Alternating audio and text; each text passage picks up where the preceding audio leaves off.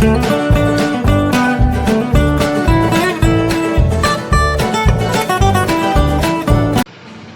Friends, ഇന്ന് നമുക്കൊരു side dish, അതായത് ജാമ്പയ്ക്ക അച്ചാർ എങ്ങനെ ഉണ്ടാക്കും നോക്കാം.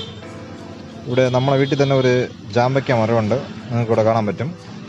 സോ അത്യാവശ്യം ജാമ്പയ്ക്ക ഉണ്ട്. സോ നമുക്കൊന്ന് പറിച്ചിട്ട് എങ്ങനെയാണ് ജാമ്പയ്ക്ക അച്ചാർ ഉണ്ടാക്കുന്നത് നോക്കാം.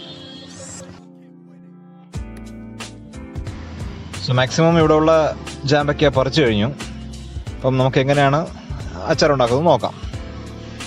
ജാമ്പയ്ക്കയെ ഹോട്ട് വാട്ടറിൽ നന്നായിട്ടൊന്ന് വാഷ് ചെയ്ത് അതിനെ രണ്ടായിട്ട് കട്ട് ചെയ്ത് സീഡ്സൊക്കെ കളഞ്ഞിട്ട് വെക്കണം.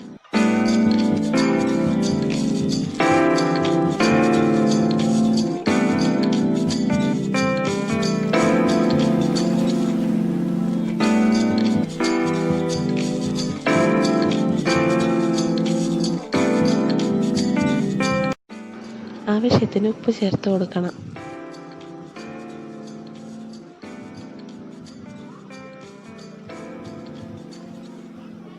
എന്നിട്ട് നന്നായിട്ടൊന്ന് മിക്സ് ചെയ്യുക.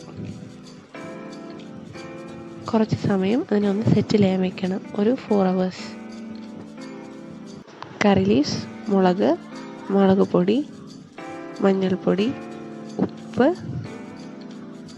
കായപ്പൊടി, പിന്നെ കടുക്. ഇതിൻ്റെ കൂടെ കുറച്ച് ഉലുവപ്പൊടിയും കൂടെ ചേർക്കണം.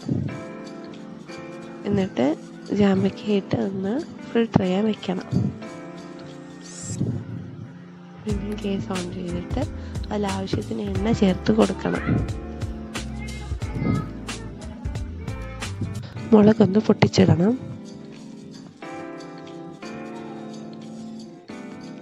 അതിലാവശ്യത്തിന് കടുക് ഇട്ട് കൊടുക്കണം. കടുക് പൊട്ടിയതിന് ശേഷം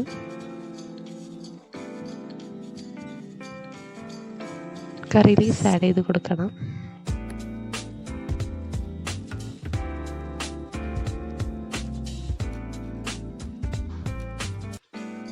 എന്നിട്ട് ആവശ്യത്തിന് മുളക് പൊടി ചേർത്ത് കൊടുക്കണം. മുളക് പൊടി ചേർത്ത് നന്നായിട്ടൊന്ന് മിക്സ് ചെയ്യുക. ആവശ്യത്തിന് വെള്ളം ചേർത്ത് കൊടുക്കണം. എന്നിട്ട് കുറച്ച് മഞ്ഞൾപ്പൊടി ചേർക്കണം. കുറച്ച് കായപ്പൊടിയും ചേർത്ത് നന്നായിട്ടൊന്ന് മിക്സ് ചെയ്ത് കൊടുക്കുക.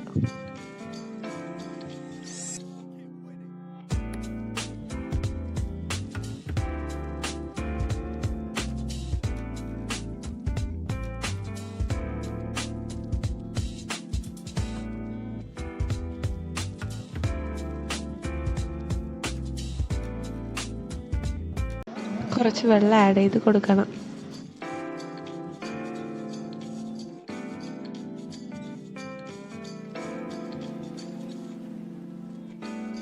തിളച്ചതിന് ശേഷം കുറച്ച് ഉലുവപ്പൊടി ചേർത്ത് കൊടുക്കണം.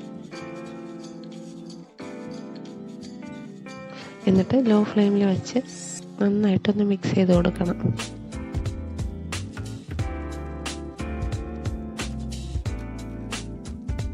തിളച്ചതിന് ശേഷം ജാമ്പയ്ക്ക ഫിൽട്ടർ ചെയ്ത് വെച്ചിരിക്കുന്നതിന് നന്നായിട്ടൊന്ന് മിക്സ് ചെയ്ത് കൊടുക്കണം.